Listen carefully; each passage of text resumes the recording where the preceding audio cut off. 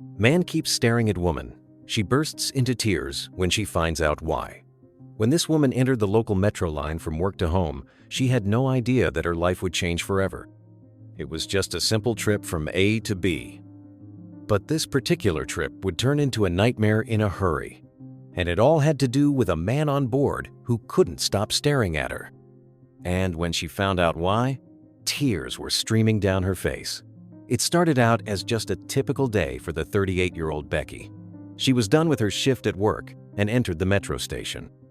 The platform where the public transport vehicle zoomed past was a familiar sight for Becky. It indicated that her workday was over and her private life could begin. But on this day, things turned out quite differently. Becky stepped into the crowded metro, unaware of what was about to happen. The metro was packed with people like it usually was this time of the day. Becky didn't mind, though. She just stood in the far corner of the train carriage and minded her own business. That was what most people did on the metro anyway. The tired Becky saw men and women glued to their phones, and others stared out the window. But then her eyes fell on a singular man in the back. It was a short-haired, middle-aged man. He looked ordinary. Just the kind of man who would blend into a crowd of people. Except that, this man kept staring in Becky's direction. At first, Becky figured that he must have been looking at something behind her. But when she followed his gaze, there was no one there. That's when she realized that he was staring at her. Becky gave the man an uncomfortable smile in return. With that smile, Becky hoped he would realize she had noticed him so he could stop his invasive stare. But that action, unfortunately, did not give her the desired result.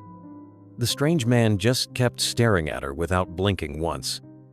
It made Becky feel extremely uncomfortable. She put in her earplugs and tried to ignore the man. When Becky arrived at her stop, he appeared to be gone. But on her way home, Becky constantly felt that eyes were upon her. It was like someone was constantly watching, no matter how many streets she walked down. A feeling of unease washed over the already nervous woman. But every time Becky looked over her shoulder, she kept coming up blanc.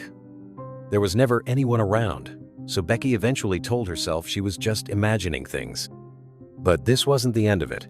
Becky continued with her day as normally as possible.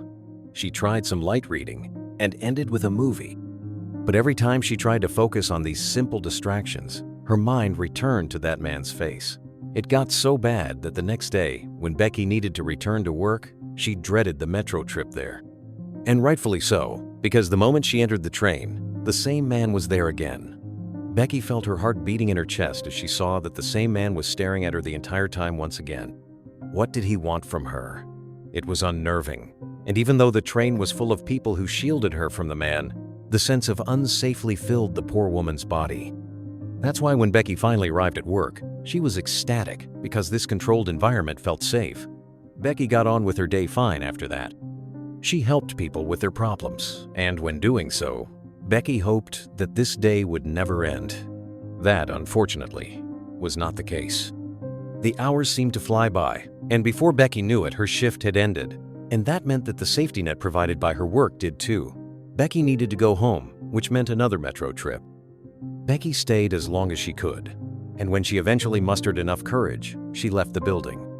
She made her way over to the metro station as quickly as possible, hoping not to encounter the same man again. But the moment Becky entered the metro, she saw him again. He was standing at the same spot he was in yesterday and that morning, and his eyes were instantly fixated on her. Becky ignored him as much as she could. Maybe if I close myself off, he will be gone again when my stop arrives, is what she whispered to herself.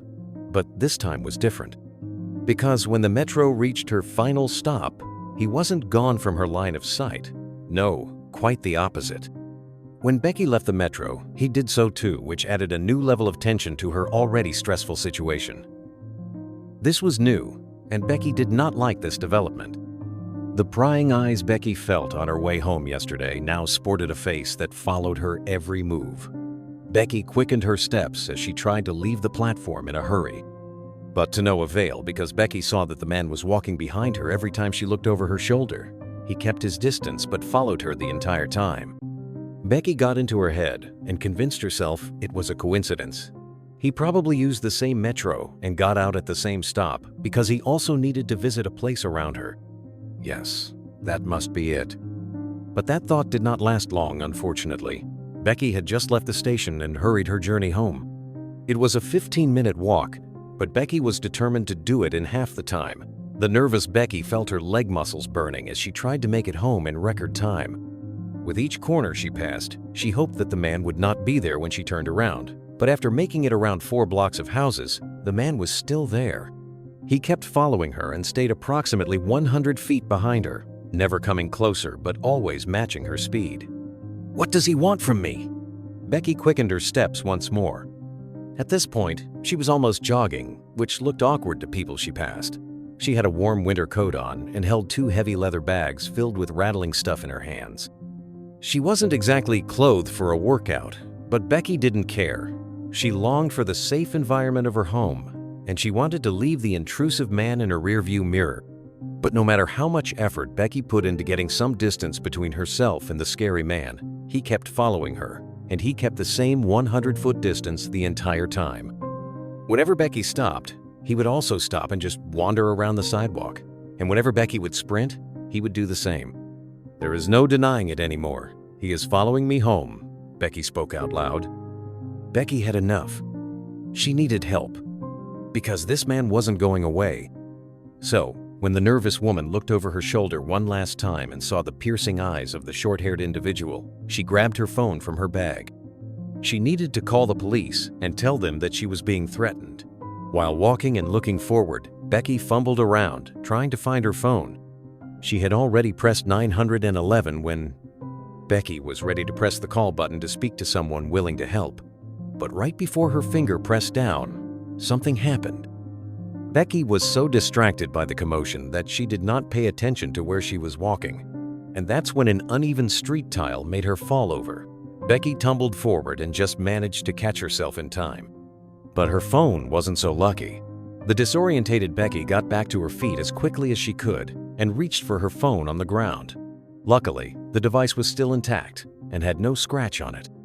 But the situation also gave the mysterious man enough time to gain ground on her. Becky turned her head anxiously, hoping the man wasn't within striking distance. But when she finally turned around, he seemed to have vanished. This was all getting too much to bear, but Becky did not have time to dwell on it. Her house was just 600 feet away, so she knew one last sprint would be enough to make it over there in one piece. Becky took a deep breath and started running as fast as she could. With the man gone from view, she made it to her apartment. Was she finally safe now? Becky seemed to think so. Her apartment was the safest place to be, she thought. It had a door that could be locked, and when she closed the curtains to the outside world, it was like she was in her own safe nest. After Becky locked herself inside her apartment, she dimmed most of the lights so it looked like no one was home, but all her efforts turned out to be in vain. Because the moment Becky's heart rate finally calmed down a bit, something happened that she did not expect. The nervous woman walked up to her window and peeked through the small gap that was left in the curtains. And when she did, she immediately regretted her decision, because right across the street from her apartment, she saw the man again. He was just standing there, staring up at her home. Becky released a small sigh out of pure fright and immediately grabbed her phone. She needed to call the police for real this time. It was something she had already planned to do on her journey home. But the fact that the stranger followed her all the way over here was reason enough to get some backup. She dialed the number for the local police once more while never losing sight of the man. The phone rang, and after about 30 seconds, a police operator appeared on the other end of the line. Becky's voice was panicky, and the operator tried calming the scared woman down. After he managed to do that, Becky explained her dire situation. She talked about her encounters in the metro and explained how everything led her to this very call. The police officer understood and promised to send someone over. Becky placed her phone on the dining room table when the call ended. The fact that police officers were on their way gave Becky a sense of relief. Backup was on their way, and Becky waited nervously for the uniformed men to arrive. The operator said that it would take about 15 minutes for the police to get there. But the man appeared to be gone when she peeked out the window after 10 minutes. The wait for the police was nerve-wracking, especially with the man across the street being gone. So, when the doorbell finally rang after 15 minutes on the dot, Becky ran toward her apartment door. The anxious woman unlocked all the hinges that kept the door closed and turned the key counterclockwise. But when the door to her home flew open, Becky was left in shock because it was not the police who stood there. Becky's heart skipped a beat, and not in a good way, because she suddenly looked into the eyes of the strange man again. He didn't leave, but had made his way up to her apartment somehow. Becky stood frozen in place and did not know how to react. She debated whether to scream from the top of her lungs or slam the door as fast as she could. Fear overtook her. The man did not do anything. He just stood there silently. But when Becky finally broke free from her fearful trance and started closing the door, he made a move. The man placed his left foot between the door and the doorpost, preventing the apartment door from slamming all the way shut. And that's when he broke the silence and spoke. "Please listen to me. I desperately need your help." Becky looked at the man in utter confusion. Fear was still clearly visible on her face, and it seemed the man also noticed this. His muteness up to this point made him extra scary, but now that he finally spoke in a soft voice, it calmed Becky down somehow. She couldn't explain it, but the man came across as friendly in a way. "Why did you follow me?" Becky asked with a shaky voice. The man had eyes filled with tears as he continued to speak. I can't explain in words why I'm here. I can only tell you that it's essential that you help me. Please, Becky, you have to trust me." Becky saw tears streaming down the stranger's face, making his tough exterior from before feel much softer. The man was begging Becky to listen to his plea, and Becky listened intently. The man's words took Becky aback, and not only because he was asking desperately for her help. What caught her by surprise the most was that this complete stranger knew her by name. Becky stared into the stranger's eyes and asked him how he knew who she was. "Sorry, mister, but all of this is really freaking me out." The stranger understood her reservations but asked again to trust him. For any sane person, some desperate words from a stranger wouldn't be enough to provoke trust. But something about the way this man carried himself made Becky believe him. Becky had always been a person who trusted quickly, so she hoped that this leap of faith wouldn't backfire. But there was no going back now. She agreed to trust him, and the man asked her to follow him as a response. Becky agreed to the man's offer and grabbed her coat while he waited at the door opening. They left the building together and walked down the streets. It still felt strange to Becky, and she tightly gripped her phone in her pocket during their walk together, just to be sure. During their walk, the man revealed that his name was David, and he also said that the two of them had met in person before. When David revealed this fact, Becky looked up at the man in confusion. She didn't remember ever seeing his face before, so this revelation surprised her. Becky was captivated by David and asked him where this previous meetup occurred. David smiled friendly when she asked her question and explained that they first met in the hospital where Becky worked as a nurse. "I came in for an appointment a couple of weeks ago." David explained that Becky was the nurse who had helped him in the hospital. He came in sad and fearful, and while all other staff members seemed to treat him like a number, Becky was the only one who was friendly and helpful. "And that's why I followed you. When I saw you in the metro, I knew you were the only one who could help me. I don't know who else to turn to." Becky listened to David's explanation intently and tried to remember. She saw hundreds of patients every week, so most of them blurred into one. Becky scratched her head as she tried to focus on David's face, and then a light went off inside of her. She found the moment in the back of her mind. "I remember now, but you were not in the hospital for yourself, were you?" Becky stated. David smiled, but the young nurse also saw that tears were swelling up in his eyes again. This was clearly an emotional question for him, she could tell. David wiped his eyes and confirmed that this was true. "I wasn't the one who needed medical attention back then, and I am not the one who needs your help right now." David stopped when they arrived at an old townhome. "We're here." David opened the door to the home and invited Becky to step inside. For a moment, the young nurse hesitated.